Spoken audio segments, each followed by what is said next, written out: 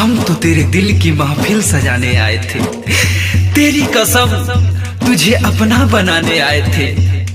किस बात की सजा दी तुमने हमको ऐ बेवफा, हम तो तेरे दर्द को अपनाने आए थे। पूजा तू जा तारू तो जा, लेकिन हे दीवाना के दास्तान सुन के जा। हमके भइल एहसास बा बेवफा बाहू दिल के जे पास बा। हमके भइल एहसास बा बेवफा बाहू दिल के जे पास बा। चुपे चोरी हाय राम दिलावा पभाला, मारिए उजाला हतनी ना मोहाला। जितने हो अपन खास बा बेवफा बाहू दिल के जे पास बा। हमके भइल एहसास बा बेवफा बाहू दिल के जे पास बा।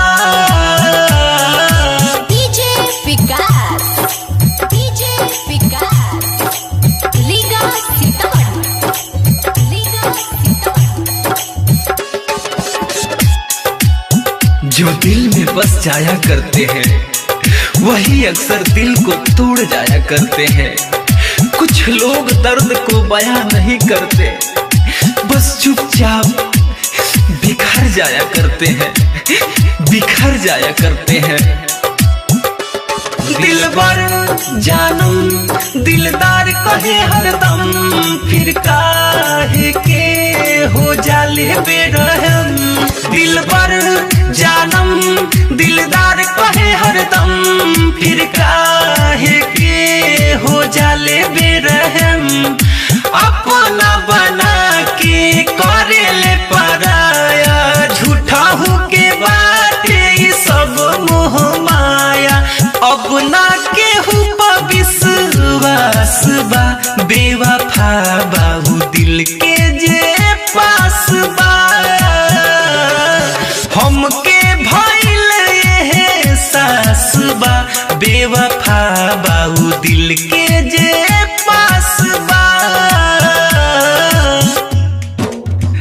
तेरे सिवा कोई मेरे जज्बात में नहीं, आंखों में नमी है जो बरसात में नहीं।